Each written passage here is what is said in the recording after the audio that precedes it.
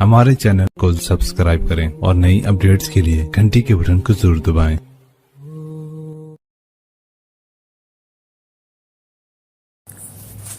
बिस्मिल्लाहिर्रहमानिर्रहीम, अस्सलामु अलैकुम वरहमतुल्लाहि वबरकातुहू। नाज़रीन इकराम, आप देख रहे हैं ज़मज़म ग्राफी।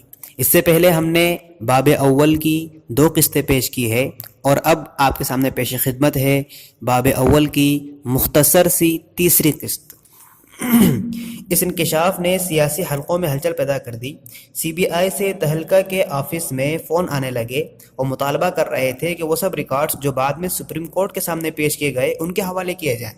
मैं बदस्तूर अहमदाबाद के एम्बेसडर होटल में क़याम पजीर रही, जो अब तक मेरे लिए दूसरे घर की हैसियत इख्तियार कर चुका था। ये होटल निस्बतन मुस्लिम आबादी वाले इलाके खानपुर में वाक़ था। ये जगह मेरे ठहरने के लिहाज से सीधी सादी सी थी।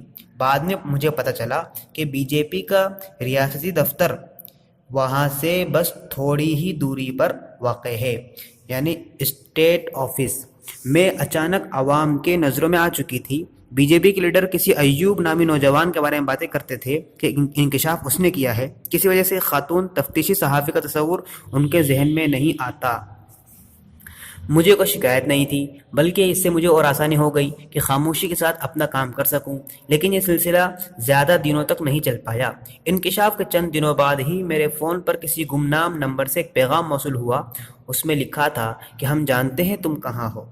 ज़िंदगी में अचानक उथल पुथल पैदा हो गई। उस दिन के बाद से मैं हर तीसरे दिन अपनी क़यामगाह बदलने लगी, यानी अपने रहने का कमरा बदलने लगी। कभी अहमदाबाद में मौजूद इंडियन इंस्टीट्यूट ऑफ मैनेजमेंट के कैंपस में, तो कभी गेस्ट हाउस, हॉस्टल और जिमखानों में मैं एक फ़रार मुजरिम की तरह अपना काम कर रही थी। ये वो दौर था जब लैंडलाइन की जगह मेरे पास मोबाइल फ़ोन हुआ करता था। आखिरकार जितने सबूत मैं इकट्ठा कर चुकी थी वो सब CBI के हवाले करने और अपनी मज़ीद तफ्तीशी रिपोर्टें तैयार करने के बाद मैं मुंबई वापस आई कि मामूलात ज़िंदगी की तरफ लौटा जाए, जो नॉर्मल ज़िंदगी है उसकी तरफ आया जाए। लेकिन किस्मत मेरे लिए कुछ और चाहती थी। इंकशाफ चंद हफ्तों के बाद ही CBI ने अमित शाह को गिरफ़्तार कर लिया। आज़ाद भारत की तारीख़ में किसी भी बरसरे खिदमत वज़ीर दाखिला की गिरफ़्तारी का ये पहला वाक़या था, यानी नौकरी पर रहते हुए किसी वज़ीर की गिरफ़्तारी का पहला वाक़या था। रातों रात ये एक सनसनीखेज़ मामला बन गया। कौमी सतह की मीडिया में के अक्सर अफराद गांधी नगर में वाक़ CBI हेड क्वार्टर्स के बाहर डेरा जमाए थे। हस्ब तवक्को मुझे गुजरात लौट कर इस सनसनीखेज़ गिरफ़्तारी के बाद रोनुमा होने वाली पेशरफ्त पर रिपोर्ट करनी पड़ी। शाह की गिरफ़्तारी ने उन अफसरों को नई ज़िंदगी अता कर दी थी जिन्हें उसके दौर में भेदभाव के रवैये से दो चार होना पड़ा था। यही वो ज़माना था जब अफसर अपने नब्ज़ शनासों को ये कहकर मेरे पास भेजने लगे कि वो मुझसे बात करना चाहते हैं। बहुत से ऐसे लोग जो पहले सहाफ़ियों से कतराते थे, अब उनमें भी बोलने की हिम्मत पैदा हो गई। ज़्यादातर गुफ्तगू अगरचे रिकॉर्ड की नौइयत की नहीं होती थी, लेकिन एक बात साफ थी कि इनकाउंटर के मामले तो महज बर्फीले तोदे का सिरा थे। वहाँ कुछ ऐसा था और भी भयानक और घिनौना था और मुख्तलिफ मामला से मुताल्लिक़ फ़ाइलों में दफन था। हम में से कोई भी हकीकत के आसपास नहीं था।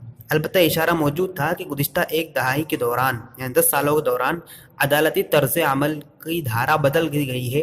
जो इंसानी जानों के हिफाजत पर मामूर थे उन्हें ख़रीद लिया गया था। जिन काम इंसान की जान का हिफाजत करना है वो काम नहीं कर रहे थे। फ़िरका वाराना फसादात से लेकर इनकाउंटर और सियासी कत्ल गारतगिरी के मामला तक बहुत से तकलीफ दह हक़ाइक़ को सामने आना था। लेकिन सवाल ये था कि इनमें से किसी को भी साबित कैसे किया जाए। शवाहिद का हुसूल, यानी दलाइल और दलीलों और सबूतों का हुसूल सहाफ़त का बुनियादी कायदा है, और मेरे पास वही नहीं थे। सिर्फ कुछ गुफ्तगुएँ, कुछ बातें, तबसरे और रिकॉर्ड से परे एतराफ़ात का पुलंदा था। भला इन बातों को मैं साबित कैसे कर पाऊँगी? तभी मैंने एक ऐसा फ़ैसला किया जो मेरी ज़िंदगी को बदलने वाला था, ज़ाती तौर पर भी और पेशा वाराना तौर पर भी। राना अय्यूब को मैथिली त्यागी की ज़िंदगी जीनी थी।